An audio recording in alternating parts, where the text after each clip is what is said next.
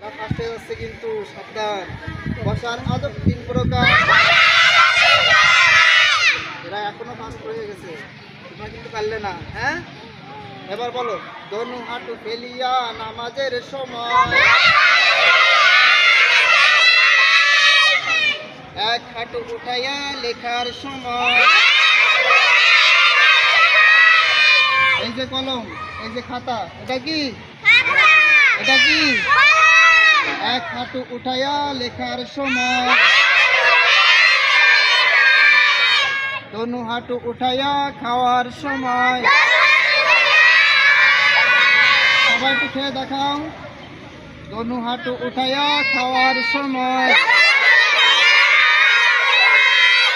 এবার এই 3 প্রকার বসা সুন্নাত। এই 3 প্রকার বসা কি? সবাই বলো, আওয়াজ দিয়ে বলো। এই 3 প্রকার বসা সুন্নাত। এবার আমার দিকে।